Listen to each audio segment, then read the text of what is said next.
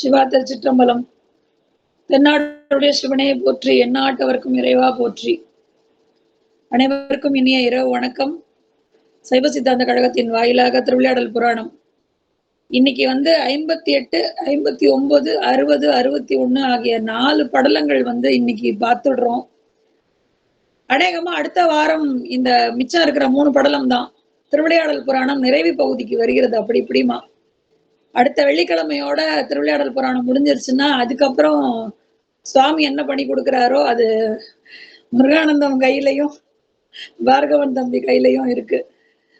எல்லாம் மேல இருக்கிறவன் பார்த்துப்பான் அப்படின்னு சொல்ற மாதிரி அனைவருக்கும் வந்திருக்கும் அனைவருக்கும் என்னுடைய பணிவான வணக்கத்தையும் வாழ்த்துக்களையும் தெரிவித்துக் கொண்டு சைவ சித்தாந்த கழகத்தின் வாயிலாக எங்கள் அனைவரின் வணக்கத்தையும் உங்களுக்கு தெரிவித்துக் கொண்டு நிகழ்ச்சிக்குள்ள போலாம். ரொம்ப என்ன சொல்றது, ரொம்ப பிடிச்ச தலைப்புக்கு வந்துட்டேன். திருவிளையாடல் புராணத்திலேயே எது ரொம்ப பிடிச்ச படலமோ அந்த படலம் அந்த இடத்துக்கு அந்த கட்டத்துக்கு வந்துட்டோம். நமச்சிவாய வாழ்க, நாதன் தாழ்வாழ்க, இமைப்பொழுதும் என் நெஞ்சில் நீங்காதான் தாழ்வாழ்க. எதை சொல்றது, எதை விடுறது, எதை சொல்லாம இருக்கிறது, எதை சொல்லி சொல்லி ஓப்பு அடைவதுன்னு தெரியாத அளவுக்கு ஒரு சிறப்பான பகுதி இந்த பகுதி. இதுல திருவாதவூர் அடிகளுக்கு உபதேசித்த படலம். அதுக்கு அடுத்ததாக நரி பரியாக்கிய படலம். அதுக்கு அடுத்ததாக பரியை நரியாக்கிய படலம். அதுக்கப்புறம் பிட்டுக்கு மண் சுமந்த படலம். இந்த 4மே மாணிக்க வாசகர் அவருடைய நிகழ்வுதான். தன்னுடைய அடியவனுக்காக தனக்கான மாணவனையோ இல்ல தனக்குரியவனையோ இல்ல தனக்கு உடனாய ஒரு அணுக்க தொண்டனையோ ஆதரிப்பதற்காக அல்லது தன்னுடையவனை வேற யாரும் எதுவும் சொல்லிடக்கூடாதுங்கிறதுக்காகவோ அவனுடைய பெருமையை ஊரறிய செய்வதற்காகவும் சுவாமி இப்படியெல்லாம் லீலை பண்ணியிருக்காருன்னு நினைக்கும் போது நிஜமாவே நெக்குருக தோணுது. முந்தா நாள் சிவராத்திரிக்காக ஒரு ப்ரோக்ராம் தாயிற் சிறந்த தயாபரன்கிற தத்துவம் அந்த தலைப்புல மாணிக்கவாசகரை பத்தி தான் பேசிட்டு வந்தேன். இன்னைக்கு மீண்டும் மாணிக்கவாசகரை பற்றி சிந்திப்பதற்கு ஒரு அருமையான வாய்ப்பை இறைவன் கொடுத்திருக்கிறான். 4 பேர்ல யார் ரொம்ப வசதி அப்படின்னு கேட்கலாம். 4 பேரும் 4 விதம், சரியை கிரியை யோகம் ஞானம்னு 4 விதத்துல 4 பேரும் பயணிச்சிருந்தாலும் இந்த 3 பேரையும் விட காலத்தால் முன்னாடி இந்த சர்ச்சை இருந்துட்டு இருக்கு. மாணிக்கவாசகர் 3ஆம் நூற்றாண்டுன்னு கொஞ்சம் பேரு, இல்ல 9ஆம் நூற்றாண்டுக்கு மேலன்னு கொஞ்சம் பேரு. அது இருக்கட்டும், அது நமக்கு விடை தெரியும் போது தெரியட்டும். ஆனா இந்த 4வர்ல இந்த 3 பேரை தாண்டி சம்பந்தருக்கு அது ஒரு விதம் அருள் பாலித்தது. குழந்தைய பார்த்து பார்த்து வளர்க்குற மாதிரி குழந்தைக்கு என்னென்ன தேவையோ முகம் சுளிக்காம அத கொடுத்து அந்த குழந்தைய கரத்தை எடுத்திட்டாரு. சம்பந்தருக்கு எங்கேயுமே கண்ணுல தண்ணி வர்ற அளவுக்கு கஷ்டங்கள் சோதனைகள் வரவே இல்லை. சின்ன குழந்தை மனசு வாடுனாலே ஓடி குழந்தைய தூக்கிக்கிற மாதிரி விழப்போறதுக்கு முன்னாடியே தோல்ல தூக்கிட்டு நடக்கிற அப்பனாக அம்மையப்பனாக சுவாமி போற இடத்துல கொடை கொடுக்கறது, சிவிகை கொடுக்கறது, பல்லக்கு கொடுக்கறது, காசு இல்லைன்னு சொன்னா உடனே பொன் காசு கொடுக்கறது. அந்த மாதிரி ஒவ்வொன்னையும் சுவாமி சம்பந்தருக்காக பார்த்து பிள்ளைய வளர்க்கறது எப்படி அப்படி வளர்த்துட்டாரு. பிள்ளைய ஞான குழந்தையை தன்னுடைய குழந்தையை பார்த்து பார்த்து வளர்த்தாரு. நாவுக்கரசரை கேட்கவே வேணாம், குடம் போட்டுட்டாரு. பொன் எப்படி நெருப்பில் வாட்டி எடுத்தால் அதனுடைய மாற்று குறையாமல் மின்னுமோ அப்படி மின்னுவதற்காக நாவுக்கரசரை எப்படி புடம் போடணுமோ அப்படி புடம் போட்டுட்டாரு. சுந்தரர் கேட்கவே வேணாம், தோழனாய் உடனாய் யான் செய்யும் துருசுகளுக்கு உடனாய்னு கூப்பிட்டுட்டாரு அவரு. அதனால சுந்தரரை ரசிக்கக்கூடிய சுந்தரரை நினைச்சு வியப்படையலாம். இந்த 3 பேரை நினைச்சாலும் நமக்கு ஆனந்தமும் பக்தியும் பெறுவோம். ஆனா மாணிக்கவாசகரை பத்தி சொல்லும் போது அது எதனாலயோ தெரியல, நிஜமாவே இந்த இடம் இந்த விம்மல்னு சொல்லுவாங்க, பட்டப்படுத்திட்டு வரும். ரொம்ப நாளா பார்க்கவே கிடைக்காதுன்னு சொல்ற ஒரு விஷயம் நமக்கு கையில கிடைச்சிட்டா எப்படி சன்னிதானத்துல போய் நிக்கும் போது, எப்பா மலையேறி வந்திருக்கேன்ப்பா உன்னை பாக்குறதுக்கு, கால் கடுக்க ஓஞ்சி போய் உள்ளம் நைந்து அப்படியே வந்து விழுந்திருக்கேன் அப்படின்னு சொல்லும் போது, எனக்காக தான் நான் வந்தேன். இந்தா தீபாரதனையில இருந்து எல்லாத்தையும் பாருன்னு சொல்லி, கணவர் கிடைக்காத ஒரு அபரூப காட்சி ஏதாவது கண்ல பட்டதுன்னா, எப்படி விம்மி வெடிச்சு நெக்கு உருகுமோ, அப்படித்தான் இந்த மாணிக்கவாசகர் கதையை படிக்கும் போதும் சரி, இத அணுகும் போதும் சரி, ஆ அந்த அவருடைய விஷயத்த சொல்லும் போதும் நமக்கு அந்த உணர்வு ஏற்படுகிறது. அழுகை தமிழ்ன்னு சொல்லுவாங்க மாணிக்கவாசகருடைய திருவாசகத்தை. அது அழுகை அப்படின்னா, உலகாயத அழுகை கிடையாது. கோவப்பட்டோ, ஏதோ ஒரு சாமான் கிடைக்கலன்னோ, ஆத்திரத்திலயோ, ஆதங்கத்திலயோ நம்ம அழுகுற அந்த அழுகை கிடையாது. வீட்ல யாராவது திட்டிட்டாங்க. இந்த மாசம் ஏதோ ஒண்ணு வாங்கி தரேன்னு சொன்னாங்க. அம்மா ட்ரெஸ் வாங்கி தரேன்னு சொன்னாங்க. வாங்கி தரல. அப்பா வாட்ச் வாங்கி தரேன்னு சொன்னாரு. வாங்கி தரல. இல்ல வீட்டுக்காரர் பட்டு புடவை வாங்கி தரேன்னு சொன்னாரு. வாங்கி தரல. நகை வாங்கி தரேன்னு சொன்னாரு. அந்த அழுகை கிடையாது. நினைந்து நினைந்து நினைந்து நினைந்து உள்ளம் உருகி கரைந்து உன்னை நான் பாத்துருவேனா, உன்னை நான் அடைஞ்சிருவேனா அப்படிங்கிற கேவல்.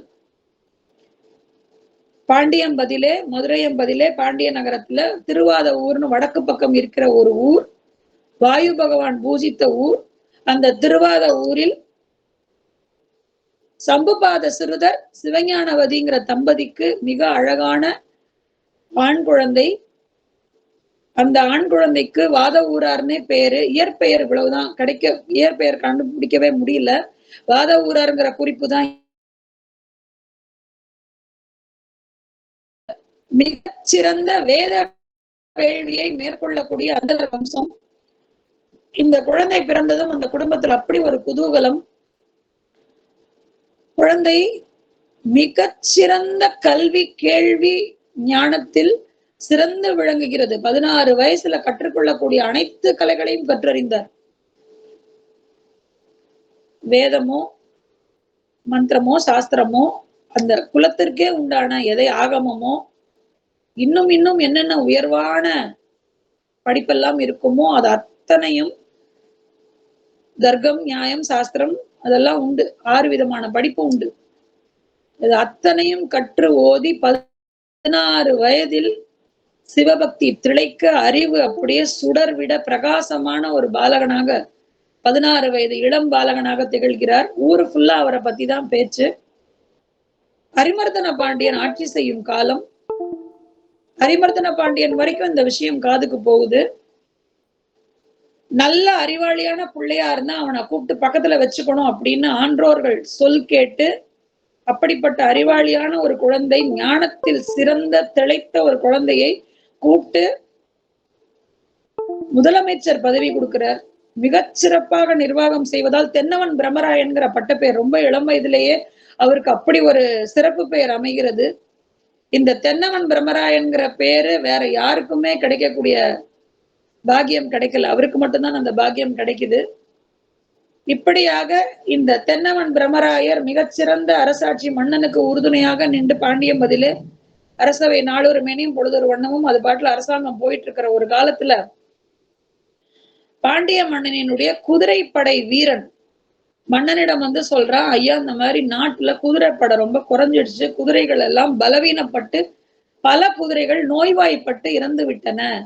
நம்ம கிட்டக்க இப்ப குதிரைப்படை ரொம்ப கம்மியா இருக்கு. இப்போ எதிரி நினைச்சா எப்ப வேணாலும், இந்த விஷயம் மட்டும் வெளியில தெரிஞ்சா எதிரி நம்ம கிட்டக்க சண்டை போடுறதுக்கு எப்ப வேணாலும் படையெடுத்து வரலாம். நிச்சயம் எதிரி படையெடுத்து வந்தால் நம்மளால ஜெயிக்க முடியாது. ஏன்னா குதிரைப்படை அவ்வளவு கம்மியாக இருக்கு அப்படின்னு சொல்லி அந்த குதிரைப்படை வீரன் சொல்றதை கேட்ட உடனே மாணிக்கவாசகர் கிட்ட என்ன பண்ணலான்னு, இப்போதான் அவர் மாணிக்கவாசகர், அப்புறம் தான் மாணிக்கவாசகர். அந்த காலகட்டத்துல திருவாத ஊரார் தான் மன்னன். திருவாத ஊரார் கிட்ட என்ன செய்யலாம்னு கேட்கும்போது அரசவைகள் இருக்கிற எல்லாரும் சொல்றாங்க, கீழக்கரையில கடற்கரை ஓரமாக நிறைய அரேபிய குதிரைகளும் மற்ற நாட்டினுடைய குதிரைகளும், அப்பவே கிரேக்கம் இதெல்லாம் உண்டு. அங்கம் கலிங்கம் வங்கம் இதெல்லாமும் உண்டு. அதை தவிர அரேபிய, அதை வந்து மிலேச்சர்கள்னு சொல்லுவாங்க. நாடு விட்டு கடல் கடந்து வர்றவங்கள மிலேச்சர்கள்னு சொல்லுவாங்க. அந்த மாதிரியான நாடுகள், பிற நாடுகளில் இருந்து, மிலேச்ச நாடுகளில் இருந்து குதிரைகள் வந்து இறங்கி இருக்குன்னு நாங்க கேள்விப்பட்டோம். நாங்களே உங்க கவனத்துக்கு இதை கொண்டு வரணும்னு நினைச்சோம். நல்ல வேளை அந்த குதிரைப்படை வீரன் வந்து இந்த விஷயத்த உங்க கவனத்துக்கு கொண்டு வந்துட்டான். நம்ம அரசவையிலேயே மிகவும் அறிவாக இருக்கக்கூடிய இந்த வாத ஊரானை குதிரை வாங்குறதுக்கு அனுப்புங்க. அவருக்கு அத்தனை விஷயமும் தெரியறதுனால நல்ல ஜாதி குதிரையா பார்த்து வாங்கிட்டு வருவார் நம்மளுடைய அரசவைக்கு, அதாவது நம்மளுடைய ராஜ்யத்திற்கு அப்படின்னு அனைவரும் சொல்ல கேட்டு அரசனுடைய ஆணையை சிறமேற்கொண்டு கஜானால இருந்து எவ்வளவு வேணாலும் எடுத்துட்டு போன்னு சொல்றாரு. ஒட்டகத்தினுடைய முதுகில் எவ்வளவு பொன் வேண்டுமோ அவ்வளவு பொண்ணை அளவிற்கு எண்ண முடியாத அளவுக்கு ஒரு பொற்குவியலை ஒட்டகத்தினுடைய முதுகிலே வைத்து மூட்டை கட்டி எடுத்துட்டு போறார். கிட்டத்தட்ட புதுக்கோட்டை வழியாதான் அப்படி போகணும். தொண்டி, முசிறி அப்படியே புதுக்கோட்டை வழியா போய் தான் கடற்கரைக்கு போகணும்னு வைங்களேன். ராமநாதபுரம் போயிட்டு அப்படியே கடற்கரைக்கு போகணும். திருப்பெருந்துறை கிட்டக்க போறாரு. அந்த கோவில் கிட்டக்க அந்த ஊர் மிதிச்ச உடனேயே அவருடைய பாரம் எல்லாம் குறைஞ்ச மாதிரி இருந்ததாம். உடம்புல இருக்கிற ஏதோ ஒன்று அவரை விட்டு கீழே விழுந்த மாதிரி இருந்ததாம். மனம் ரொம்ப லேசா ஒரு மாதிரி அப்படி ஒரு மனசு மிதக்கிற மாதிரியான ஒரு உணர்வு. எதுவோ நம்மள ஏதோ ஒண்ணு ஒரு சக்தி இழுக்குதே, ஏதோ நம்மளை விட்டு பாரம் எல்லாம் போன மாதிரி இருக்கே அப்படின்னு சொல்லி இன்னும் இன்னும் இன்னும் அந்த ஊருக்குள்ள பயணப்பட பஞ்சாட்சரம் சவுண்டு, நமச்சிவாய வாழ்க அல்லது நமச்சிவாயவோ இல்ல சிவாயம் நமகவோ ஏதோ ஒண்ணு அவரை நோக்கி ரொம்ப வேகமா அந்த சப்தம் அவரை கவர்ந்தெடுக்குது. காந்தத்தை பார்த்த இரும்பு போல அந்த சப்தம் வரும் இடத்தை நோக்கி நகர்கிறார். அழகான வனம். அந்த வனத்திலே குருந்த மரத்து அடியிலே எம்பெருமான் குரு வடிவாக, கிட்டத்தட்ட தட்சிணாமூர்த்தி கோலம்னு வைங்களேன், குரு வடிவாக அமர்ந்து மிகச் சிறப்பான ஒரு உபதேசத்தை, ஞான உபதேசத்தை செய்து கொண்டிருக்கிறார். சனத்குமாரர்களும் சப்த ரிஷிகளும் ஏகாதச ருத்ரர்களும் 12 ஆதித்யர்களும் அஷ்ட வசுக்களும் இப்படி அத்தனை பேரும் இருந்து அந்த அவர் சொல்ற உபதேசத்தை கேட்டுட்டு இருக்காங்க. உபதேசம் பண்றாரு, ஆனா சத்தமே வரல. சுவாமி சொல்லி சொல்லி பார்த்திருக்காரு. அதாவது இது எப்படி தெரியுமா, இந்த கிளாஸ் ரூம்ல ரொம்ப சத்தம் போடுற குழந்தைங்களை ஒரு ஸ்டேஜ்ல ஷட் அப், கீப் குவைட் சொல்லுவாங்க மேடம், டோன்ட் டாக் சொல்லுவாங்க, கீப் குவைட், லிசன் ப்ளீஸ் எல்லாம் சொல்லி பார்ப்பாங்க, your attention please, be silence எல்லாம் சொல்லுவாங்க. ஒரு கட்டத்துல எல்லாத்தையும் நிறுத்திட்டு அந்த குழந்தைங்களை அப்படியே உத்து பார்ப்பாங்கல்ல, அப்படியே ஸ்டில்லா ஒவ்வொருத்தரையா அந்த அம்மா பார்த்துட்டே வரும். அப்போ ஸ்டேட்டஸ் செய்யற பசங்க எல்லாம் ஒவ்வொன்னா தன்னோட வாழை சுருட்டிட்டு கம்முன்னு அப்படியே அடங்கி உட்காந்துரும். அந்த அம்மா டோன்ட் ஷவுட்னும் டோன்ட் டாக்னும் I will write your names on the போர்டுன்னு சொல்லும் போதோ, யாரும் பேசாதீங்க அமைதியா இருங்க பிரின்சிபல் ரவுண்ட்ஸுக்கு வந்தா திட்டுவாங்கன்னு சொல்லும் போதோ கேட்காத குழந்தைகள் அவங்கள அப்படியே உத்து ஒரு நிமிஷம் அப்படியே சைலண்டா அப்படியே பார்த்துட்டே இருந்தாங்கன்னா அந்த குழந்தை அதுக்கு மேல சேட்டை செய்யாத. மிஸ் நம்மளே பாக்குறாங்கன்னு தெரிஞ்சா சத்தியமா அந்த குழந்தை அடங்கி ஒரு இடத்துல உட்கார்ந்துடும். மந்திரம் செய், மந்திரத்தை ஜபி, தந்திரத்தை பழகு, யோகத்தில் திளை, ஞானத்தில் ஊறு அப்படின்னு சொல்ல சொல்ல சொல்ல இந்த மனசு என்ன செய்யும், குதியாட்டம் போடும். சொல்றதை எதையுமே கேட்டுக்காது. ஒண்ணு சொன்னா 9 செய்யும். போகாதன்னா போய் நிக்கும். அங்க போகாத அப்படின்னா மனசு கால் போகாம இருக்கும், ஆனா மனசு போய் தான் தீரும். அந்த இடத்த எட்டி பார்க்காத அப்படின்னா அந்த இடத்தை கற்பனையிலாவது எட்டி பார்த்துட்டு வந்தே தீரும்.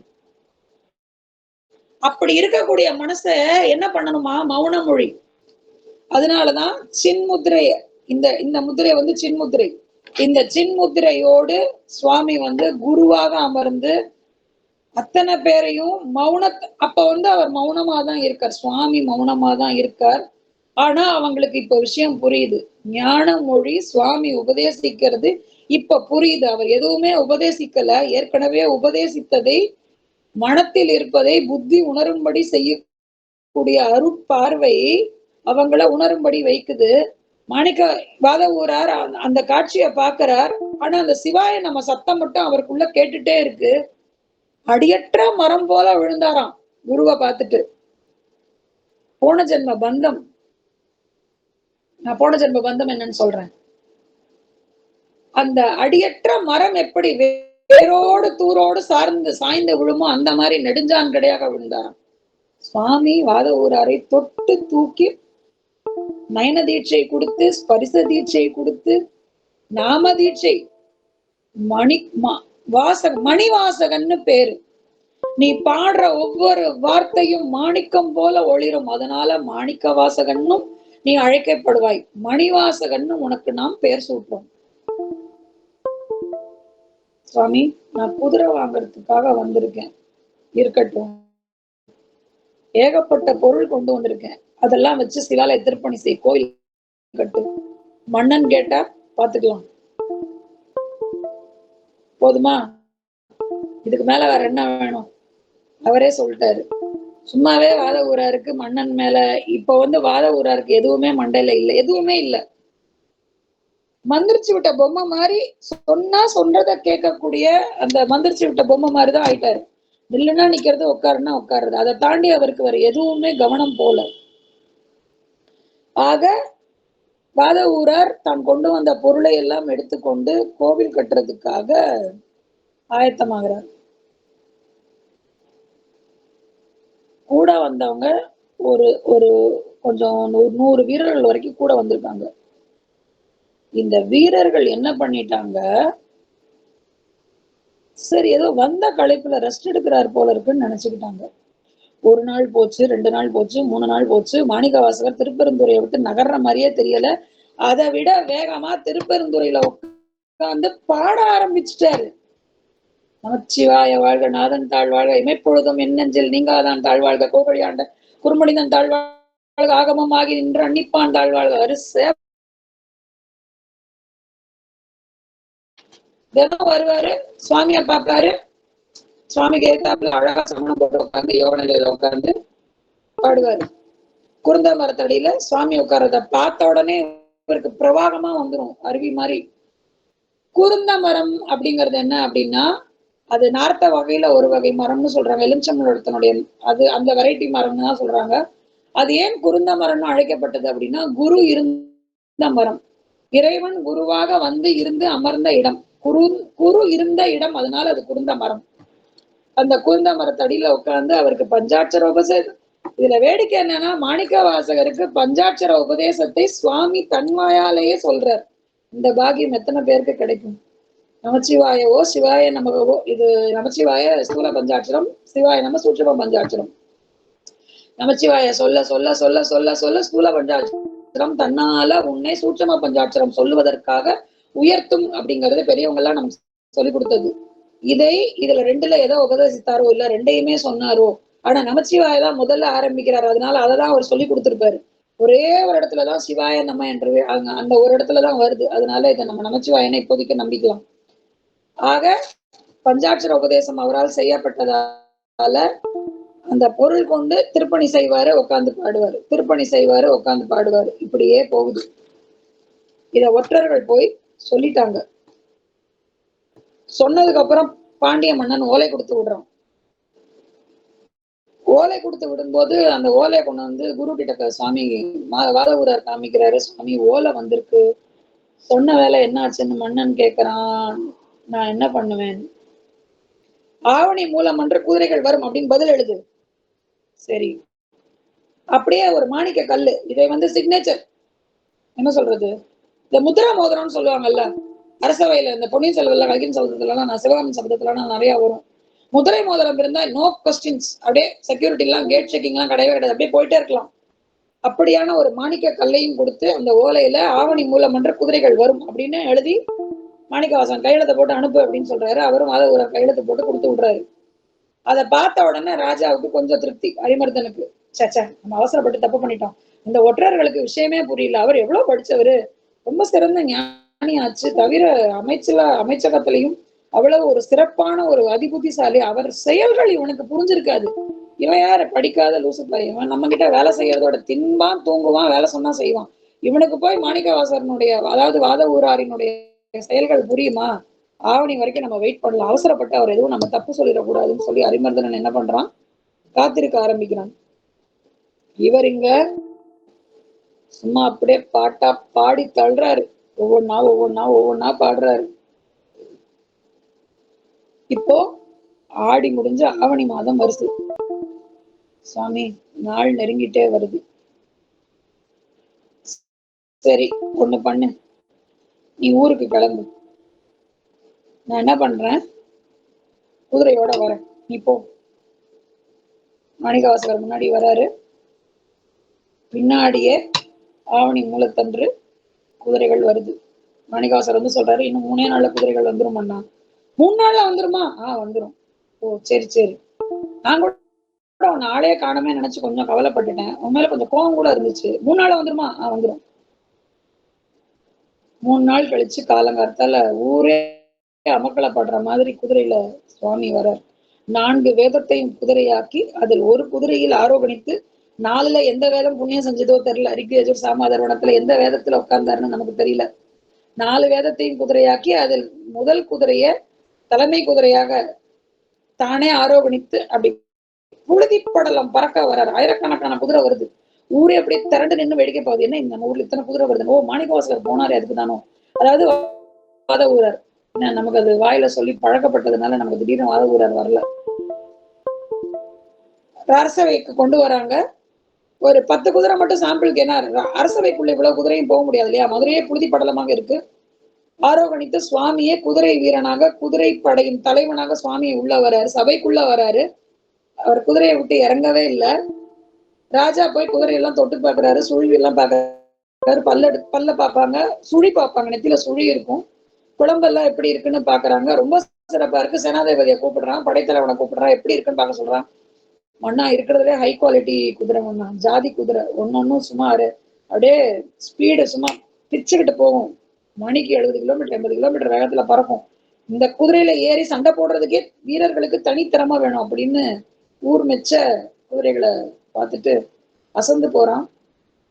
அந்த குதிரை தலைவனுக்கு பொன்னும் மணியும் பட்டாடையும் கொண்டு வந்து கொடுக்கறதுக்காக தாம்பாளத்துல கொண்டு வந்து மன்னனே தன் கையால தாம்பாளம் எடுத்துட்டு வரான். அப்போ குதிரை வீரனாக இருக்கக்கூடிய எம்பெருமான் தன் சாட்டையால அப்படி ஒரு சுழட்டு அப்படி இழுத்து வாங்கிக்கிறாராம். அந்த பொன்முடிப்பெல்லாம் குதிரை சாட்டையை வச்சு அப்படி ஒரு அந்த கார்னர் அப்படி போட்டு அதை அப்படி ஒரு சுத்தி நின்னுக்கும். மாவப்பட்டலத்தெல்லாம் மூட்டை கட்டுற மாதிரி அப்படி உருவிக்கிறாராம். ராஜாவுக்கு கோபம். நான் யார் தெரியுமா? நான் இன்னும் வாயை திறக்கல. நீ யாருன்னு எனக்கு தெரியும். உன் தலைமுறையும் எனக்கு தெரியும். உன் 300 ஜென்மம் எனக்கு தெரியும். நான் யாருன்னு தெரியாம நீ பேசாத. நீ யாரா வேணாலும் இரு, மன்னனாக இரு. ஆனா நீ இப்படி வாங்கலாமா? அப்படிதான் வாங்குவேன். அதுதான் என்னோட பழக்கம். அப்போ சேனாதிபதி சொல்றாரு, ஐயா மன்னா வந்து நீங்க வந்து தவறா எடுத்துக்காதீங்க.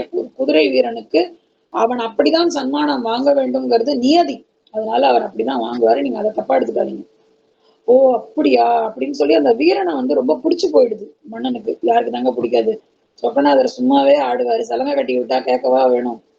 அப்படியே அந்த இவன் என்ன இவ்வளவு பெரிய ஆணழகனா இருக்கான், குதிரை வீரனா தான் இருக்கான், ஆனாலும் இவன் அழகு வந்து அப்படியே கவர்ந்து எடுக்கிற மாதிரி இருக்கே, இது எப்படி இப்படி, இது எப்படி இப்படி, இது எப்படி இப்படி அப்படின்னு அப்படியே பார்த்து பார்த்து ஆச்சரியப்படுறாரு. இப்போ இந்த மாணிக்க வாசகர் ஆவணி மூலம் வந்து குதிரை வரும்னு சொன்னதோட மாணிக்க வாசகருக்கு உபதேசம் பண்ண படலம் நிறைவு பெற்று இப்போ இந்த குதிரை உள்ள வந்து அரசனிடம் வாத ஊரார் அனுப்பி வச்சு இந்த குதிரை வீரன் சன்மானம் வாங்கியது எல்லாமே நரி பரியாக்கிய படலத்துல வருது. எக்கச்சக்க நரிகளை பிடிச்சு பரியாக்கிதான் சுவாமி ஊருக்குள்ள கூட்டிட்டு வர்றாரு. இந்த குதிரையை கயிறு மாற்றி வாங்கி கொள்ளுங்கள், நான் வந்த வேலை முடிஞ்சிடுச்சு, நான் கிளம்புறேன், நல்லா பாத்துக்கோங்க, குதிரைகள்லாம் வரிசையா எண்ணி பாத்துக்கோங்க, கொட்டடியில கட்டிருங்க, அதுக்கு உண்டான கொள்ளும் தண்ணியும் வைங்க, கயிறு மாத்தி விட்டுட்டு நான் கிளம்பணும், எனக்கு நிறைய வேலை இருக்கு. மாணிக்க வாசகனுக்கும் உனக்கும் எனக்கும் கொடுத்த ஒப்பந்தம் இதோட முடிஞ்சு போச்சு. குதிரைக்கு நீ கேட்டது குதிரையை நான் கொண்டு வந்து கொடுத்துட்டேன். இப்ப சொல்ற வார்த்தை பாருங்க, இதுக்கப்புறம் நீ இந்த குதிரையை பாதுகாப்பியோ பாதுகாக்க மாட்டியோ அதெல்லாம் உன் தலையெழுத்து, அதெல்லாம் உன் தலைவலி, எனக்கு தெரியாது. மாணிக்க வாசகர்கிட்ட நீ கொடுத்த பொண்ணுக்கு காசுக்கு சரிக்கு சரியா குதிரை கொண்டு வந்து சேர்த்துட்டேன். அந்த குதிரையை நீ பாத்துட்ட. கிணறு வெட்டின ரசீது எங்க வேலை செஞ்சிருக்கு பாருங்க. நான் குதிரையை கொண்டு வந்துட்டேன், நீ குதிரைய பாத்துட்ட. இப்போ இதுக்கு மேல குதிரைக்கு ஏதாவது ஒண்ணு ஆச்சு அப்படின்னா நீதான் பொறுப்பு, நான் பொறுப்பு இல்லை. எல்லாரும் நல்லா பாத்துக்கோங்கப்பா. குதிரையை கொண்டு வந்து கொடுத்துட்டேன், கயிறு மாத்தி கொடுக்குறான். கயிறை குதிரையினுடைய படைத்தளபதி வாங்கிக்கிறான். கயிறு மாத்தி விட்டாச்சு, எனக்கு வந்த வேலை முடிஞ்சிடுச்சு. இது ஏன் குதிரை, இது வந்து நான் வந்த குதிரை, நீ காசு கொடுத்து வாங்கின குதிரை எல்லாம் எனக்கு பின்னாடி நிக்கிறது தான், சரியா? ஏன்னா கணக்குல ஒண்ணு குறையுதுன்னு நான் போன குதிரையை நீ கணக்குல எடுத்துடக்கூடாதுல்ல, அதனால இது நான் வந்த குதிரைன்னு சொல்லிட்டு கிளம்பிடுறாரு. இந்த நரி எல்லாத்தையும் கொண்டு போய் கட்டும் போது அந்த நரி நினைக்குதான், ஐயோ காட்டுல நம்ம இஷ்டத்துக்கு அசைவம்லாம் சாப்பிட்டுட்டு இருந்தோமே, நம்மளை கொண்டு வந்து இங்க கட்டி வச்சிருக்காங்களே, என்னது இது இப்படி கட்டி எல்லாம் போட்டிருக்காங்க, என்ன கொள்ளும் தவிடும் புல்லெல்லாம் போடுறாங்க, தண்ணி எல்லாம் வைக்கிறாங்க, ஐயோயோ நான் நண்டு நத்தன்னு கையில கிடைக்கிறத வாயில கிடைக்கிறத சாப்பிட்டுட்டு இருந்தேனே, வேட்டையாடி வேட்டையாடி சாப்பிட்டுட்டு இருந்தேனே, ஏற்கனவே புலியும் சிங்கமும் வேட்டையாடிட்டு போனா அதுகிட்டே இருந்து கொஞ்சம் ஓசி வாங்கி வேற சாப்பிட்டுட்டு இருந்தேனே, இதையெல்லாம் கொண்டு வந்து என்ன இங்க கட்டி வச்சுட்டாங்களேன்னு சொல்லி அந்த நரி வருத்தப்பட்டுட்டு இருந்ததாம். இப்போ பரி நரியாகிய படலத்துக்கு வரும், அதாவது 60வது படலம்.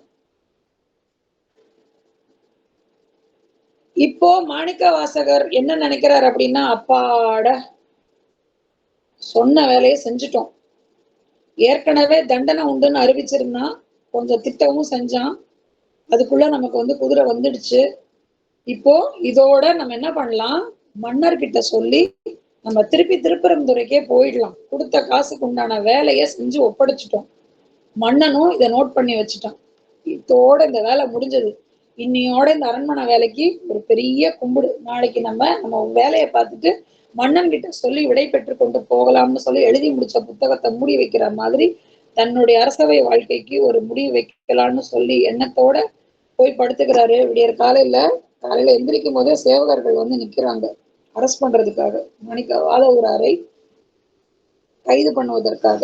ஏன் அப்படின்னா, ராவோட ராவா ராத்திரி 12 மணி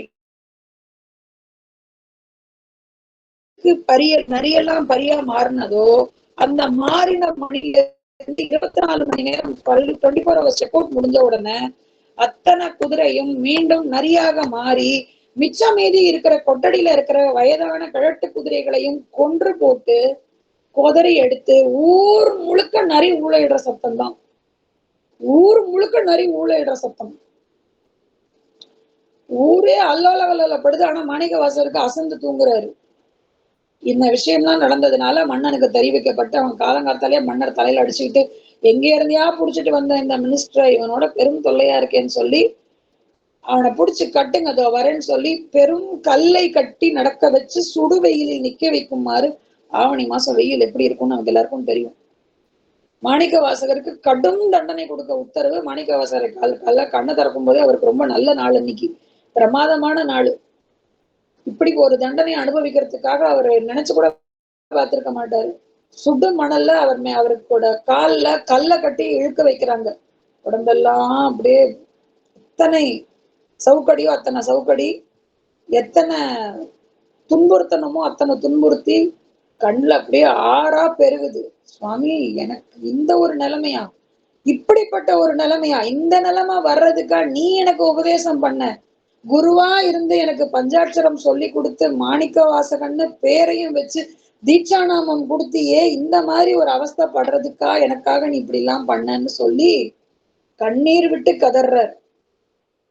சுவாமிக்கு தாங்கவே இல்லையா, தாங்கவே இல்லையா சுவாமிக்கு, வைகையை பார்த்து கடல் அளவுக்கு பொங்கு அப்படிங்கிறார். போதும், நீ ஆக்சுவலா மன்னன் திட்டும் போது திட்டுறாராம் மாணிக்கவாசகரை பார்த்து, என்ன நினைச்சிட்டு இருக்கீங்க, எக்கச்சக்க பொண்ணு கொடுத்த நீ பாட்டுல அங்க கோவில் கட்டிட்டு இருக்க, யாரோட பணம், மக்களோட பணம், அரச கஜானாவோட பணம், யார் காசு எடுத்து யாருக்கு கோவில் கட்டுறது, என்கிட்ட ஒரு வார்த்தை சொல்றது போறது இல்லையா, உங்க இஷ்டத்துக்கு எல்லாம் செய்வீங்களா, மக்களுக்கு நம்ம கணக்கு காட்ட வேண்டாமா, ஒரு மன்னன் மக்கள் கணக்கு கேட்டால் என்ன செய்வதுன்னு பதறிய ஒரு காலமும் இருந்திருக்கு, ஆச்சரியம்தான். இன்னைக்கு மக்கள் ஏதாவது கேள்வி கேட்டா உடனே என்றால் சிறைவாசம் ஏனென்றால் வனவாசம் கதையில தான் இன்னைக்கு நாடு போயிட்டு இருக்கு.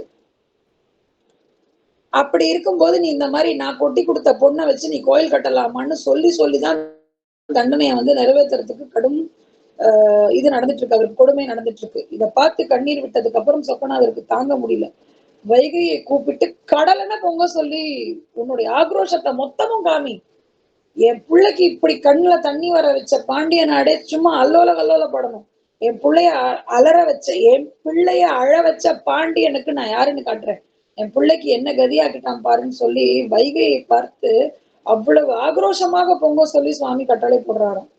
சும்மாவே வைகைக்கு வேகவதின்னு ஒரு பேர் உண்டு. நதியிலேயே வேகம் அதிகமா இருக்கக்கூடிய நதி வேகவதி. ஏன்னா சுவாமி கை வச்சு வந்த நதிங்கிறதுனால எந்த ஒரு நதியும் சுவாமியினுடைய திருக்கை பட்டோ இல்ல அங்கம் பட்டோ வந்ததாக சரித்திரம் இல்ல. கங்கை மேலிருந்து வந்தால் அதை சடையில் தாங்கி கொண்டார்.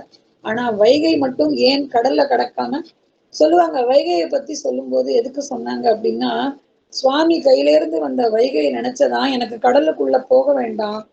ஏன் அப்படி அப்படின்னா, அந்த கடல் தானே என்னுடைய சிவபெருமானுக்கு ஆலகால விஷத்தை கொடுத்தது. அதனால எனக்கு அந்த கடலே பிடிக்காது. நான் அந்த கடலுக்குள்ள போகவே மாட்டேன் அப்படின்னு சொன்னதாக ஒரு சுவையான ஒரு இலக்கிய தகவல். இது உண்மையா பொய்யான்னு எனக்கு தெரியாது. அன்பர்கள் என்னை மன்னித்துக் கொள்ளவும். இதை நான் ரொம்ப சின்னப்போ எங்க தாத்தா சொல்லி நான் கேள்விப்பட்டது. அதனால வைகை கடல்ல கலக்காது அப்படின்னு. ரொம்ப தூரம் தேனி வரைக்கும் தாண்டி வேற ஏதோ ஒரு ஆற்றோட கலந்து அதுக்கப்புறம் அந்த ஆறு தான் போய் எங்கேயோ கடல்ல கலக்குதுன்னு. வைகை நேரடியா கடல்ல கலக்காதுங்கிறது நான் எப்பவோ படிச்ச தகவல். இருக்கட்டும். ஆக இப்போ வைகை பொங்கி வந்து ஊரே வெள்ளக்காடு ஆகுது. மாணிக்க வாசகர் சுடுமணல்ல ரத்தம் சொட்ட சொட்ட நிக்கும் போது வெள்ளம் பெருக்கெடுத்து ஓடி வரதை பார்த்து தெரிச்சு ஓடுறாங்களாம் எல்லாரும்.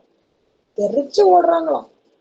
ஐயோ வீடு வாசல்லாம் போகுது, என்னோட பண்டம் பாத்திரம் எல்லாம் பறந்து போகுதுன்னு சொல்லி கிடைக்கிறத சுருட்டிட்டு மேடான இடத்துக்கு தாவறதுக்காக காவலாளிகள்லாம் விரைந்து ஓடிட்டாங்களாம். மாணிக்க வாசகருக்கு மட்டும் அந்த வெள்ளம் அவரை எதுவும் செய்யல. அவர் நெக்குருகி நிக்கிறார். சுவாமி இதெல்லாம் உன் லீலையா? என்னை காப்பாத்துறதுக்காக சுடுமணலினுடைய வேகம் தணிக்கிறதுக்காக என் உடம்புல ரத்தமே வருது. அதாவது நாக்கெல்லாம் வறண்டு போச்சு, குடிக்க தண்ணி கொடுக்காம என்ன சிரமப்படுத்துறாங்களேங்கிறதுக்காக எனக்காக நீ பொங்கி வந்தியான்னு சொல்லி கண்ணுல அப்படி தண்ணி வர வர மாணிக்க வாசகர் அவருடைய இருப்பிடத்துக்கு திரும்புறார். ஆனாலும் அவரை சிறையில தான் வைக்கிறாரு. அதாவது தண்டனை வேணா கொடுக்க மாட்டேன், இப்ப வெள்ளம் வந்துடுச்சு, சரி நீ போய் அவரை வேணா சிறையிலேயே வச்சிடுங்கன்னு சொல்லி மாணிக்க வாசகர் திரும்பவும் சிறையில தான் இருக்காரு. அவருக்கு இன்னும் விடுதலை கிடைச்ச பாடில்லை. இப்போ அடுத்ததா மண் சுமந்த படலத்துக்கு வந்துட்டோம். வைகையில வெள்ளம் பெருக்கு. இந்த வெள்ளப்பெருக்கு என்ன பண்றதுன்னு தெரியாம அமைச்சர்கள் எல்லாரும் சொல்றாங்க, கரை ஒசத்தி கட்டுனா வெள்ளம் கொஞ்சம் நிக்கும், கரையை ஏத்தணும். சரி, கரை ஏத்துறதுக்கு உத்தரவு. வீட்டுக்கு ஒரு ஆள் வந்து கரை ஏத்தணும். அந்த ஊரில வந்தி என்ற ஒரு கிழவி. அவளுக்கு குடும்பம் குழந்தை குட்டி எதுவும் கிடையாது. அந்த வந்தி கிழவிக்கு புட்டு விக்கிறதுதான் வேலை. ஊருக்கெல்லாம் டமாரம், அது என்ன சொல்லுவாங்க, முரசு அறிவிச்சு சொல்லிட்டாங்க வீட்டுக்கு ஒரு ஆள் வந்து வேலை செய்யணும். வந்தி பாட்டி ஏற்கனவே வயசாயிடுச்சு. அவளால கரையை அடைக்கிற அளவுக்கு மண்ணு சுமந்து அவளால வேலை செய்ய முடியாது. சொக்கநாதர்கிட்ட போய் அழறா, சுவாமி நான் என்ன பண்ணுவேன், வீட்டுக்கு ஒரு ஆள் வந்து இந்த மாதிரி பண்ணணும்னு சொல்றாங்க, நான் என்ன பண்ணுவேன், எனக்கு யார் இருக்கா? அடுத்த நாள் காலையில சுவாமி செக்கச்சவேர்னு இருப்பாராம் இல்லையா? குனித்த புருவமும் கொவ்வை செவ்வாயில் குமின் சிரிப்பும் பனித்த சடையும் பவளம் போல் மேனியும், பவளம் போல் மேனியும் அப்படி சக்கச்சவந்த மேனி இல்லையா? அப்படியே போனா யாரும் வேலைக்கு சேர்த்த மாட்டாங்கன்னு கொஞ்சம் அப்படி புழுதியில எல்லாம் பிறண்டு பார்த்தாராம். அப்பவும் அவர் ரொம்ப கலரா தான் இருந்தாராம். என்னப்பா இது, இந்த கலர் போவே மாட்டேங்குது. ஃபேர் அண்ட் லவ்லி எல்லாம் ஏற்கனவே போட்ட, அதாவது ஃபேர் அண்ட் லவ்லி போட வேண்டிய ஃபேர் அண்ட் லவ்லியோட ட்ரேட்மார்க்கே அவர் தான் வச்சுக்கலாமே. ஃபேர் அண்ட் லவ்லி போட்டா நிறம் மாறிடும் ரொம்ப வருஷம் நம்பிட்டு போட்டவங்க எல்லாம் உண்டு. அது என்ன போட்டாலும் டியூப் தான் செலவாகுமே தவிர நிறம் மாறாதுங்கிறத ரொம்ப வருஷம் கழிச்சுதான் நமக்கு எல்லாம் புரிஞ்சுது. அதுக்குள்ள அந்த ஃபேர் அண்ட் லவ்லி கம்பெனி கோடியில சம்பாதிச்சிடுச்சு. ஆக சுவாமி இயற்கையாவே ஃபேர் அண்ட் லவ்லி. அவர் மட்டும்தான் ஃபேர் அண்ட் லவ்லிக்கு அர்த்தமும் அவர் தான். பார்க்க செக்கச்சவேர்னு இருப்பாரு, ரொம்ப அழகா இருக்கிறதுனால லவ்லி பர்சனாலிட்டியும் கூட. ஆனா எந்த வார்த்தை போட்டாலும் சுவாமிக்கு பொருத்தமா இருக்கு. அதுதான் ரொம்ப ஆச்சரியமா இருக்கு. அவர் ஒருத்தருக்கு தான் அது எல்லாமே பொருந்தி வருது. கூலி கொடுத்து கொள்வார் உண்டோ அப்படின்னு கேட்டுக்கிட்டே வந்தாராம். அப்புறம் தான் அந்த ஐயோ கையில சிம்மா இது மண் கூட இல்ல, மம்பட்டி இல்ல, நம்மள யாரும் வேலைக்கு சேர்த்துப்பா, இரு ப்ரொஃபஷனல் டச்சோட போகணும்ல அப்படின்னு சொல்லிட்டு ஒரு மம்பட்டி. என்ன மண்பட்டி இவ்வளவு புதுசா இருக்கு, எவனாவது பார்த்து நமக்கு வேலை தரலன்னு சொல்லிட்டா நம்ம மம்முட்டிய வந்து கொஞ்சம் நல்லா பழசா இருக்கிற மாதிரி எடுத்துப்போம்னு சொல்லிட்டு அந்த மம்முட்டி அங்க இங்க குத்தி நெளிச்சு வளைச்சு, அதாவது அவ்வளவு வேலை செஞ்சு தேஞ்சு போன மம்முட்டின்னு காமிக்கிறதுக்காக அந்த கூடையை அப்படி தட்டி நெளிச்சு செவுத்துல அங்க இங்க பாறாங்கல் எங்கேயாவது இருந்ததுன்னா அந்த கூடையை கொஞ்சம் அப்படியே நெளிய இங்க அங்க ஒரு மாதிரி நெளிவு நெளிவு வந்த மாதிரியான அந்த மண் சுமக்கிற கூடைய வந்து தட்டி நெளிச்சு கூலி கொடுத்து கொள்வார் உண்டோ அப்படின்னு கேட்டுட்டே வந்தாராம். வந்தி பாட்டி காதுல விழற மாதிரி கேட்டாராம். வந்தி பாட்டிக்கு எப்ப யாருப்பா நீன்னு, பாட்டி இங்க ஏதோ வேலைக்கு ஆள் வேணும்னு யாரோ கேட்டாங்க என்கிட்டக்க, நான் யாருன்னு கேட்டேன், அப்புறம் உங்களை வந்து பார்க்க சொன்னாங்க. ஏன் பாட்டி அழுதுட்டு இருக்கேன்னு, எனக்கு இந்த மாதிரி வீட்டுக்கு ஒரு ஆள் வந்து அடைக்கணும்னு சொல்லியிருக்காங்கப்பா, நான் என்ன பண்ணுவேன்னு தெரியல. அப்படியா, சரி நான் உனக்காக வேலை செய்யறேன். எனக்காக வேலை செய்யறியா? செய்யறேன். கூலி கொடுப்பியா? கூலியா? நான் என்ன கொடுப்பேன்? சரி நீ என்ன வேலை பண்ற? பிட்டுக்கு பிட்டுக்கு பிட்டு விக்கிறேன். பிட்டு விக்கிறியா? அப்ப ஒண்ணு பண்றியா, நீ விக்கிற பிட்டையே எனக்கு கூலியா கொடுத்துறேன். அப்படியா, புட்டு போதுமா? புட்டு போதும், நீ அதையே எனக்கு கூலியா கொடுத்துரு. சரி ஒண்ணு பண்றேன், முதல்ல புட்டு வித்துருவேன், கடைசி ஈடு உனக்கு. அதாவது உதிர்ந்து போயிட்டா அதை நான் உனக்கு தந்துடுறேன். இப்படி குழல்ல தட்டி வரும்போது அப்படி குழலோட வரும்ல, அதை நான் ஊருக்கு விக்கிறதுக்கு கொடுத்துருவேன். கையில காசு வேணும்ல, திருப்பி அடுத்த நாளுக்கு அரிசி மாவெல்லாம் வாங்கி வெள்ளம் எல்லாம் வாங்கி சேர்க்கறதுக்கு கையில காசு வேணும்ல.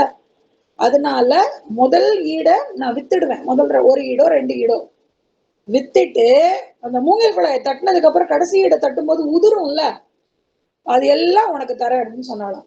சுவாமி கேட்டாரா, நல்லா சொல்லு, உதிர்ந்த புட்டு எனக்கா அப்படின்னாரா. ஆமா, உதிரும் புட்டு உனக்கு. வார்த்தை மாற மாட்டேன்ல? மாற மாட்டேன். உதிர்ந்த புட்டு சொக்கருக்கு. இன்னைக்கும் மதுரையில சொல் வழக்கே உண்டு. பாட்டி புட்டு செஞ்சு தட்டுறா, முதல் ஈடு உதிர்ந்துடுது. ஐ பாட்டி புட்டு உதிர்ந்துருச்சு குடு. ஐயோ என்னப்பா பார்க்க ஆனா வாட்ட சாட்டமா இளவட்டமா இருக்க, நல்லா சாப்பிடுற பையனாட்டம் தான் இருக்க. ஆமா ஆமா, சாப்பிட்டு இவ்வளவு ருசியான புட்டு சாப்பிட்டு ரொம்ப நாள் ஆச்சு. எப்ப பாரு வெறும் சாதத்தை தான் எனக்கு கொடுக்குறானுங்க. வெறும் சாதமா? ஆமா, உனக்கு தெரியாதா, பட்டை சாதம் அதை தான் எனக்கு இன்னைக்கு கொண்டு வந்து கொடுப்பாங்க.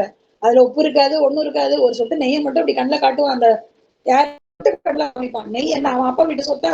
நல்லா 4 மில்லி எடுத்து விடலாம்ல, ஆனா எடுத்து விடவே மாட்டான். இத்தனோண்டு எனக்கு கொலஸ்ட்ரால் வந்துடும். நெய்யும் விடாம ஒண்ணும் விடாம ஒரு பட்டை சாதத்தை கொண்டு வந்து அப்படி கண்ணில் காமிச்சிட்டு போயிடுவானுங்க. பிரதோஷமா இருந்தா மிளகு தூவி இருப்பானுங்க, உப்பு கூட கம்மியா தான் போட்டிருப்பானுங்க. எனக்கு என்னவோ பிபி இருக்கிற மாதிரி. பாட்டி நீ கூட புட்டு ரொம்ப நல்லா இருக்கு. ஒரு ஈடு ஆயிடுச்சு, 2 ஈடு ஆயிடுச்சு, 3 ஈடு ஆயிடுச்சு. சாப்பிட்டுக்கிட்டே இருக்காரு, புட்டு எல்லாமே உதிருது. அங்க முரசறிவிக்க ஆரம்பிச்சிட்டாங்க. இன்னைக்கு வேலைக்கு ஆட்கள் எல்லாம் வந்தாச்சு, யாரெல்லாம் வரலையோ அவங்க எல்லாம் வந்து உடனடியாக அட்டண்டன்ஸ், உடனடியாக பதிவேட்டில் தன் பெயரை குறிக்குமாறு கேட்கப்பட்டுகிறதுன்னு சொல்லி முரசு அறிவிக்கிறாங்க. சரி சாப்பிட்டுட்டு, சரி சரி போதும் அப்பா வயிறு திணறியாச்சு, நீ ஒண்ணு பண்ணு, மிச்சம் மீதி இருக்கிற மாவு ஒண்ணுமே காணும் சட்டியில, சரி பரவாயில்ல கொஞ்சோண்டு இருக்கு, இதை நீ சுட்டு அவிச்சு இதை வித்து காசாக்கி வச்சிரு. எப்படி இருக்கிற இத்தினூண்டு மாவை புட்டா அவிச்சு அதை வித்து காசாக்கி வேற வச்சுக்கணுமா? திருப்பியும் வந்து சாயங்காலம் வந்து நான் உனக்கிட்ட கேட்டேன்னா எனக்கு திரும்பி மறுபடியுமா? நீ இப்ப தின்னதுக்கே நான் இன்னும் கடைக்கு போய் அரிசி வாங்கி இடிச்சு அதை திருப்பி நான் அதில் அட போப்பா. சரி நீ போய் முதல்ல கரையை அடைச்சிட்டு வா, சாயங்கால கதையை அப்ப பார்த்துப்போம், இப்ப போய் கரையை அடைச்சிட்டு வா. சாப்பிட்டது அப்படியே திணற திணற ஏப்பம் வர்றதோட நடந்து போறாரு. எல்லாரும் வேலை பார்த்துட்டு இருக்காங்க. இவரும் போய் வரிசையில தன்னுடைய பேரை பதிகிறார். உன் பேர் என்ன? பேரே இல்ல. உங்க அம்மா அப்பா? கிடையாது. அப்புறம் எப்படி வந்த? வந்தேன். எப்படி வந்த? நான் எங்க வந்தேன், நான் இருந்துட்டு தானே இருக்கேன். ஆதியும் இல்லாத அந்தமும் இல்லாத இந்த பரம்பொருளுக்கு ஏது அம்மா ஏது அப்பா, அவருக்கு ஏது பிறப்பு? பார்க்க நல்லா அழகா இருக்க. ஆமா, அதனாலதான் ஊர்ல என்ன சுந்தரம்னு கூப்பிடுவாங்க. ஓ உனக்கு பேர் சுந்தரனா? ஆமா, ஏன் இருக்கக்கூடாதா? இருக்கலாம் இருக்கலாம். பணி செஞ்ச அனுபவம் இருக்கா? எல்லா பணியும் நான் தானே செய்யறேன். 5 தொழிலையும் நான் தானே செய்யறேன். அதான் 5 தொழில். உனக்குலாம் அதெல்லாம் சொன்னா புரியாது. 5 வேலை ஒரே நேரத்துல 5 வேலை பாப்பியா? 5 வேலை நடக்கிறத பாப்பேன். நான் 5 வேலை பார்க்க மாட்டேன். 5 வேலையும் ஒழுங்கா நடக்குதான்னு பார்ப்பேன். இவர் சொல்றது அவனுக்கு புரிஞ்சு, அவன் கேட்கறதுக்கு இவர் விளக்கம் கொடுத்து, என்ன சொல்றது, உனக்கு வீடு இருக்கிறதுலே பெரிய வீடு எங்க? கோவில். மதுரை கோயில்ல தான் இருக்கியா? கோவில் தான் என் வீடு. அங்க விட்டா சுடுகாட்டுல தான் இருப்பேன். ஐய, உனக்கெல்லாம் எவன் பொண்ணு கொடுத்தாங்களே? கல்யாணம் ஆயிடுச்சா? ஆயிடுச்சே. எங்க இருக்கா? என் உடம்புல பாதியில இருக்கா? என் உடம்புல பாதி வாங்கிட்டாயா? அப்படியா? பிள்ளைங்க இருக்கா? கொழுக்கட்டை பிரியம் ஒருத்தன், மயில் மேலேயே ஏற சுற்றம் ஒருத்தன், ஆன போல ஒரு புள்ள, அழகு போல ஒரு குட்டி. ஏபி நாகராஜன் எழுதினவா இந்த டைலாக் வந்து நம்ம மனசை விட்டு நீங்கவே நீங்காது. 2 புள்ள வேறையா உனக்கு? சுய சம்பாத்தியமா? நினைச்சா சம்பாதிச்சுப்பேன், இல்லைன்னா ஒண்ணும் கிடையாது. எப்படிதான் குடும்பத்தை நடத்துற? நான் எங்க நடத்துறேன், அதுவா ஓடுது. அது சரி, நல்லா பேசுற, வேலை செய்வியா? நல்லா செய்வேன், சுத்தமா இருக்கும் என் வேலை. சரி போய் கரையை அட. சரி, கொஞ்சமா மண் எடுப்பாராம். அவ்வளோ பெரிய கூடையில இத்தினூண்டு அந்த மண். அம்மா, அப்பா, என்ன இவ்வளவு கனமா இருக்கு அப்படின்னு. இதெல்லாம் வாரியார் சாமி சொல்ல கேட்கணும், கண்ணுல அப்படியே தண்ணி வந்துரும். அந்த அந்த கூடையில அப்படி கொஞ்சம் போல மண் எடுத்து அதை தூக்க முடியாம தூக்கி தலையில வச்சு ஆடி பாடி அப்படியே இங்கேயும் அங்கேயும் ஓடி அக்கம் பக்கம் இருக்கிறவங்களெல்லாம் சிரிக்க வச்சு தொபக்கடை கொண்டு போய் அந்த மண்ணை போட்டு, அந்த மண்ணை போடும்போது மம்மட்டியும் கீழே போட்டு சிம்மாடியும் கீழே போட்டு ஐயோ எல்லாம் கீழே விழுந்துருச்சு அப்படின்னு சொல்லி திருப்பி அதை எடுக்கிற மாதிரி எடுத்து பெரிய வேலை பார்த்த மாதிரி, அம்மா களைச்சு வருது அப்படின்னு நெத்தியில உள்ள வேர்வையெல்லாம் அப்படி கொண்டு வந்து அப்படி வலிச்சு விட்டு அப்பாடா அப்படின்னு வந்து மரத்தடியில வந்து படுத்து தூங்கிடுவாராம். மன்னனுக்கு தகவல் போயிடுச்சு. எல்லா கரையும் அடைஞ்சிருச்சா? இன்னும் வெள்ளம் வடிஞ்ச பாடு இல்லையே. முக்காவாசி வெள்ளம் தான் வடிஞ்சிருக்கு, கால்வாசி வெள்ளம் இன்னும் ஊருக்குள்ள வந்துட்டு தான் இருக்கு. மண்ணா அதை ஏன் கேக்குறீங்க, வந்து பாருங்க. ஒருத்தன் மட்டும் கண்ணுல விரல விட்டு ஆட்டுறான், என்னால அவனை ஒண்ணுமே பண்ண முடியல. இந்த கணக்காளர் யாரோ அவரை கூப்பிடுறாரு, என்ன நடக்குதுங்க? ஆனா மகாராஜா எல்லாரோட கரையும் பாருங்க அடைச்சாச்சு. அது என்ன ஒரு பக்கம் மட்டும் தண்ணி வழிஞ்சு லீக் ஆயிட்டே இருக்கு. அந்த ஒரு கரை அதோ அங்க ஒரு ஆள் படுத்திருக்கான்ல, யாருப்பா அது பாக்குறதுக்கு இளவட்டமா, அது இவ்வளவு சக்கச்சவேர்னு, இவனை பார்த்தா வேலை பாக்குற மாதிரியே இல்லையே. அததான் நாங்களும் சொன்னோம். கேட்டா எல்லா வேலையும் நான் பார்ப்பேன், நான் பாக்குற வேலையை ஒரு வயலாலையும் பார்க்க முடியாதுன்னு வீராவசனம் பேசினான். மன்னன் கிட்ட வந்து சொல்றாங்க. மன்னன் அருகில போறான், தட்டி எழுப்புறாரு. நல்லா தூங்கிட்டு இருக்கும்போது ஏன் எழுப்புறீங்கன்னு எழுந்திரிச்சு பாக்குறாரு. என்ன உறக்கம்? சாப்பிட்ட உறக்கம். என்ன சாப்பிட்டேன்? புட்டு சாப்பிட்டேன். வேலைக்கு தானே வந்திருக்கேன். ஆமா. பின்ன இப்படி கட்டாம படுத்திருக்கிய பரவாயில்லையா? நீ அந்த புட்டை சாப்பிட்டு இருக்கணும். நீயும் எனக்கு பக்கத்துல வந்து படுத்துருவ. அவ்வளவு சுவையான புட்டு, அவ்வளவு நல்லா இருந்துச்சு. அதனாலதான் சாப்பிட்ட உடனே என்னால முடியல, படுத்துட்டேன். இந்த கரையை யார் அடைப்பா? அதெல்லாம் அடைச்சுக்கலாம். எதிர்பேச்சு பேச பேச மன்னனுக்கு வந்து கோபம் வருது. நீ யாருன்னு கேக்குறாரு. நான் யாருன்னு தெரிஞ்சு நீ என்ன போற? நீ வந்த வேலையை பாரு. நான் யாரு தெரியுமா? தெரியும் தெரியும், 3 பரம்பரையும் தெரியும். உன்னோட 300 ஜென்மமும் எனக்கு தெரியும். ஆக பேச்சு ஜாஸ்தி ஆகுது. இவனை வந்து கட்டி போட்டு வேலை வாங்க வேண்டியதானே? ஐயா, பிடிக்க முயற்சி பண்ணா சிக்காம ஓடுறாருயா, இவர் ஒண்ணுமே பண்ண முடியல எங்களால. ஓ அப்படியா, சரி ஒண்ணு பண்ணலாம். என்ன தண்டனையோ அதை நானே கொடுத்துடுறேன். என்னோட பொன் பெரும்பு எடுத்துட்டு வா. வேலை செய்வியா அப்படின்னு. அதெல்லாம் செய்யற மாதிரிலாம் இல்ல, பாத்துக்கலாம் அப்படின்னு சொல்லும் போதே மன்னன் கோவப்பட்டு தன்னுடைய பிரம்பாலே பலார் என்று ஒரு அடி அடிக்க மண்ணை அப்படி கோவத்துல மண்ணை அப்படி நிறைய தூக்கி தொப்புன்னு அந்த இடத்துல போட்டுட்டு சிரிப்போட மறைஞ்சிடுறாராம். அந்த இடத்துல கரை வந்துடுது, வெள்ளம் நின்னுடுது. ஆனா மன்னன் அடித்த அடி சகல ஜீவராசிகள் மேலையும் விழுது. மன்னனுக்கு ஒரு நிமிஷம் ஒண்ணுமே புரியல. அத்தனை பேர் அலறாங்க. ஒருத்தனை தானே அடிச்சேன், எப்படி இப்படி அண்ட சராசரம் மேலையும் விழுகுது? அப்போ வந்தது யாருன்னு தெரியுது. மாணிக்கவாசகனுக்காக நாமே வந்திருக்கிறோம். நீ என்ன பண்ற? மாணிக்கவாசகரை போய் விடுதலை செய்யற அப்படின்னு சொல்லி சரீரியா சொல்லிட்டு மறைஞ்சிடுறாரு. மன்னனுக்கு தான் செஞ்ச தப்பு என்னன்னு தெரிஞ்சிடுது. இது எல்லாம் இறைவன் திருவிளையாடல்னு தெரிஞ்சுட்டு மாணிக்கவாசகர் காலில் போய் விழுந்து மாணிக்கவாசகரை விடுதலை பண்ணிடுறாரு. அதுக்கப்புறம் தான் இருக்கு மாணிக்கவாசகனுடைய மெயின் ஸ்டோரியே, இதுக்கப்புறம் தான் வருது. ஆனா இன்னைக்கு நிகழ்ச்சிக்கு எடுத்துக்கொண்ட 4 படலத்திலும் வந்த விஷயத்தை மட்டும் இப்ப சொல்லியிருக்கேன். அடுத்த வாரம் வந்து பாண்டியன் சுரம் தீர்த்த படலம், அதுக்கப்புறம் வந்து சமணரை கழுவேற்றிய படலம், அதுக்கப்புறம் வன்னியும் கிணறும் லிங்கமும் அழைத்த படலம். இதோட திருவிளையாடல் புராணம் முடியுது. ஒருவேளை அடுத்த வாரம் நேரம் இருந்தால் மாணிக்கவாசகனுடைய மிச்ச வரலாற்றையும் முழுதாக முடித்து விட்டு, அப்படி இல்லை அப்படின்னா இந்த படலம்படியே 62, 63, 64 பார்த்துட்டு, ஏன்னா இப்ப மாணிக்கவாசகர் கிட்டக்க பாண்டியன் வந்து மன்னிப்பு கேட்டுட்டான். மாணிக்கவாசகர் தன்னுடைய முதலமைச்சர் பதவியை ராஜினாமா பண்ணிட்டு திருப்பெருந்துறைக்கு கிளம்புறாரு. இதுக்கப்புறம் தான் அவருடைய இறை பயணமே இதுக்கப்புறம் தான் ஆரம்பிக்குது. மாணிக்க வாசகர் வாத ஊராக இருக்கப்பட்ட மாணிக்கவாசனுடைய வாழ்க்கையில என்னெல்லாம் நடந்ததுங்கிறது இதுக்கப்புறம் தான் இருக்கு. அது ஆனா இதுல வரல, திருவிளையாடல் புராணத்துல வரல. அது மாணிக்கவாசனுடைய வாழ்க்கையில வந்துருது, தனிப்பட்ட அவருடைய வாழ்க்கை குறிப்புல வந்துருது. நான் நிச்சயம் அதை சொல்லணும் அப்படின்னா அதை சொல்லிட்டு இதை தொடர்றேன், இல்லைன்னா இதை தொடர்ந்துட்டு நிறைவு பகுதியா மாணிக்கவாசகனுடைய திருப்பெருந்துறையில அவர் முதலமைச்சர் பதவியை ராஜினாமா பண்ணிட்டு வந்ததுக்கு அப்புறம் அவருடைய வாழ்க்கையில என்னெல்லாம் நடக்குது, ஏன்னா அதை நான் விரிவா குறிப்பிடுத்தி வச்சிருக்கேன், எந்தெந்த ஊர்ல எந்தெந்த பதிகம் பாடினாரு, என்னெல்லாம் நடந்ததுங்கிறத அதை வேணா இன்னொரு எபிசோட்ல பார்த்துப்போம். சிவாய நம. திருச்சிற்றம்பலம். அந்த வகையில இன்றைக்கு வந்து இந்த மாதிரியாக ஒரு 4 படலம் வந்து நிறைவுக்கு கொண்டு வந்திருக்கிறேன். இதற்கு மேல் இதுக்கப்புறம் வந்து மத்ததெல்லாம் கொஞ்சம் பெருசு, அதனால அதை வந்து கண்டினியூ பண்ண முடியாது. பாண்டியன் குஜரம் தீர்த்த படலம் ரொம்ப பெருசு, அதை தொட்டா பாதியில நிப்பாட்ட வேண்டியதா வரும். அதனால இன்றைக்கு இதோட நான் நிறைவுக்கு கொண்டு வருகிறேன்.